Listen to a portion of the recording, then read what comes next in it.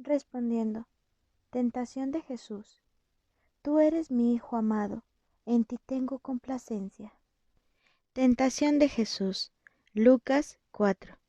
Jesús, lleno del Espíritu Santo, volvió del Jordán y fue llevado por el Espíritu al desierto por 40 días, y era tentado por el diablo, y no comió nada en aquellos días, pasados los cuales tuvo hambre.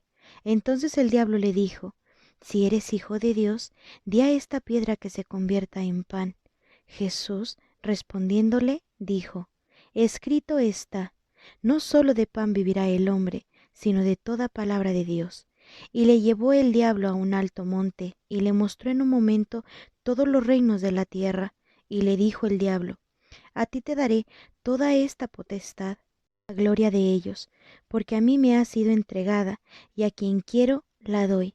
Si tú, postrado me adorares, todos serán tuyos. Respondiendo Jesús, le dijo, vete de mí, Satanás, porque escrito está, al Señor tu Dios adorarás, y a Él solo servirás. Y le llevó a Jerusalén, y le puso sobre el pináculo del templo, y le dijo, si eres hijo de Dios, échate de aquí abajo, porque escrito está, a sus ángeles mandará acerca de ti que te guarden, y en las manos te sostendrán, para que no tropieces con tu pie en piedra. Respondiendo Jesús, le dijo, dicho está, no tentarás al Señor tu Dios. Y cuando el diablo hubo acabado toda tentación, se apartó de él por un tiempo. Analizamos los textos. 1. Satanás tienta a Dios durante 40 días. Y si vuelve a la traducción literal, encontrará que tentación es en el sentido de seducción o engaño, no en el sentido de experiencia. Es decir, Satanás tienta a seducir a Cristo, que es Dios para usted, durante 40 días. 2. Cristo, que es Dios para usted, hambriento después de 40 días. 3. Satanás juega al punto del hambre y le dice a Cristo, quien es Dios para usted, si realmente eres el Hijo de Dios, dile a las piedras que se conviertan en pan para comer. La pregunta es, ¿por qué Satanás dice esto? ¿No sabe realmente el diablo que Cristo es el Hijo de Dios y que Dios es al mismo tiempo? A menos que se refiera al significado metafórico de la palabra Hijo de Dios, es decir, el justo en su nombre o el creyente en él. ¿Cuál es el beneficio del diablo, en primer lugar, para decir esto? 4. Cristo, que es Dios para usted, responde a Satanás diciendo, no es solo de pan que el hombre vive. Cristo dice que es un ser humano, y Cristo continúa, el hombre no vive solo de pan, sino de cada palabra de Dios. Vive el hombre, que es Cristo, no solo de pan, sino de toda palabra de Dios, que también es Cristo. La calamidad es que Cristo es la palabra para usted, y el hombre vive con cada palabra de Dios y mucho menos con la palabra de Dios. En el principio era el Verbo, y el Verbo estaba con Dios, y el Verbo era Dios. ¿Por qué pasa hambre a pesar de ser la palabra? Y otra pregunta, ¿qué impide que la piedra se convierta en pan y se coma? ¿Y cuál es el interés del diablo en la saciedad de Cristo, que es Dios? 5. Después de que Cristo se negó a cumplir el deseo de Satanás, no sé por qué, Satanás llevó a Cristo a un picnic para seducirlo, y lo subió a una montaña alta y le mostró todos los reinos habitados en un momento. Este es el núcleo y la base de la conversación. Primero, del texto. Cristo, que es Dios para usted, no tiene la capacidad de ver todos los reinos habitados en un instante. Segundo, Satanás tiene el poder de mostrarle a Cristo, quien es Dios para usted, todos los reinos habitados. 6. El diablo completa la tentación de Cristo, que es Dios, y dice, el diablo le dijo, te daré toda esta potestad y su gloria, porque a mí me ha sido pagada y a quien quiero la doy.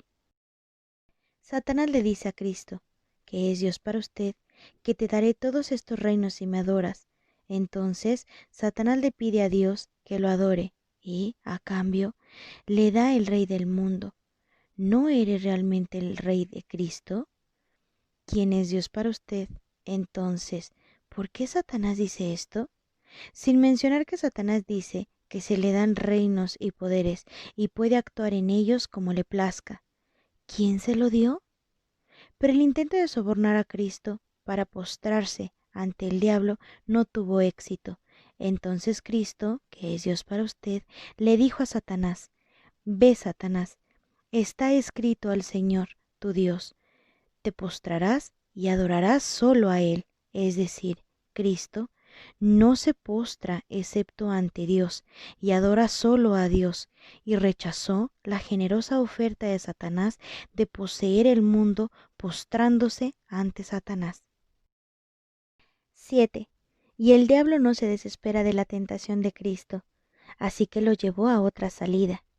Luego lo llevó a Jerusalén y lo instaló en el ala del templo y le dijo que si eras hijo de Dios, tírate de aquí para abajo, porque está escrito que te encomienda a sus ángeles para protegerte.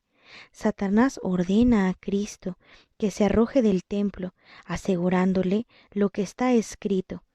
Lo que está escrito te recomienda a sus ángeles para protegerte.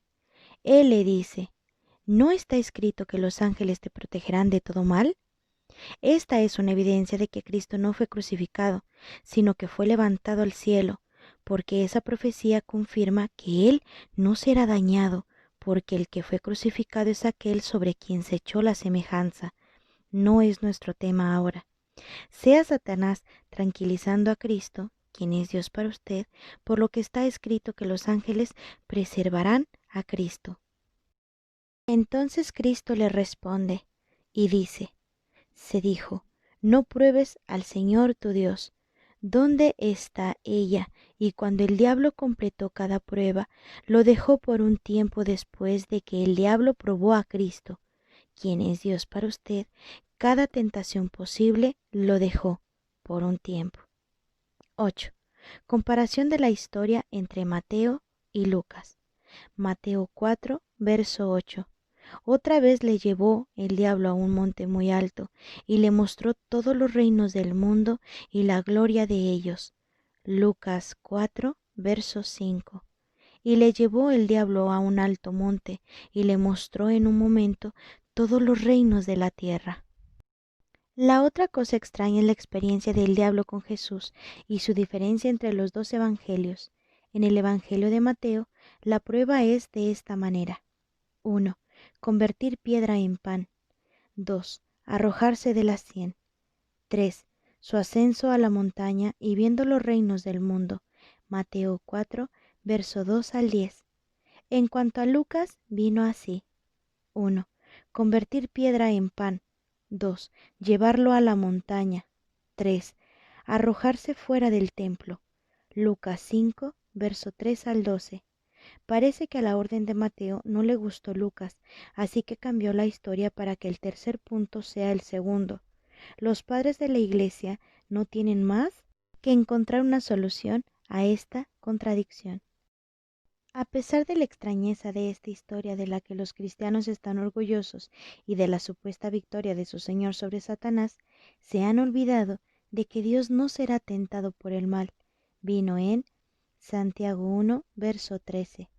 Cuando alguno es tentado, no diga que es tentado de parte de Dios, porque Dios no puede ser tentado por el mal, ni Él tienta a nadie.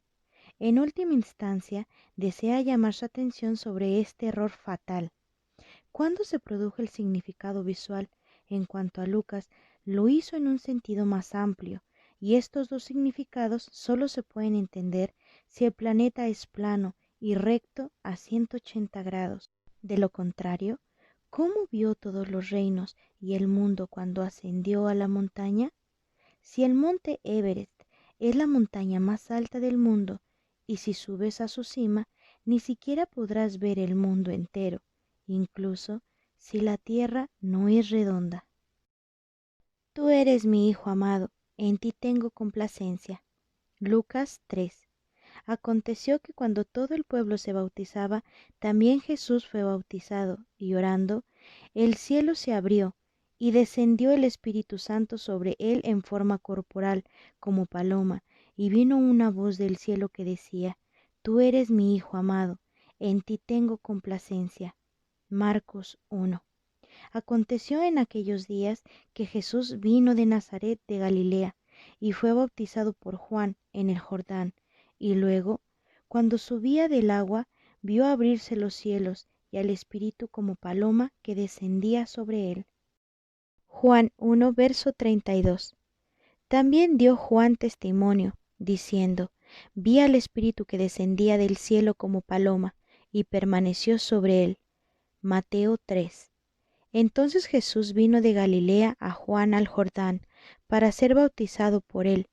Mas Juan se le oponía, diciendo: Yo necesito ser bautizado por ti, ¿y tú vienes a mí? Pero Jesús le respondió: Deja ahora, porque así conviene que cumplamos toda justicia. Entonces le dejó. Y Jesús, después que fue bautizado, subió luego del agua, y aquí los cielos le fueron abiertos, y vio al Espíritu de Dios que descendía como paloma y venía sobre él. Y hubo una voz de los cielos que decía: Este es mi Hijo amado, en quien tengo complacencia. Los escritores de los 4 evangelios han acordado que la historia del bautismo y la ocurrencia de la historia del descenso del Espíritu Santo sobre Jesús. Sin embargo, el auditor ve una diferencia en un asunto importante, que es la voz que se emitió desde el cielo.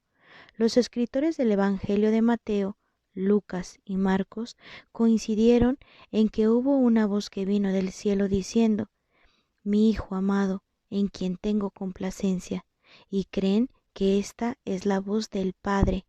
El escritor del Evangelio de Juan no estuvo de acuerdo con ellos en este caso, pero no mencionó que había una voz que venía del cielo, pero documentó su historia con un testigo, Juan el Bautista, donde dice: los evangelios de Mateo, Lucas y Marcos son cualquier testimonio de su narración que mencionaron.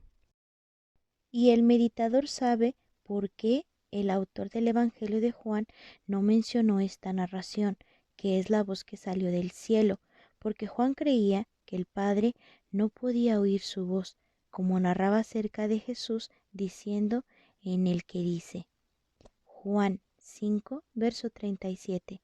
También el Padre que me envió ha dado testimonio de mí. Nunca habéis oído su voz, ni habéis visto su aspecto. Con este relato que nos dio Juan, la narración que nos mencionaron los evangelistas es anulada por Mateo, Marcos y Lucas, ya que el Padre no puede oír su voz. En cuanto a la sección sobre que Jesús es el Hijo de Dios, mira este video.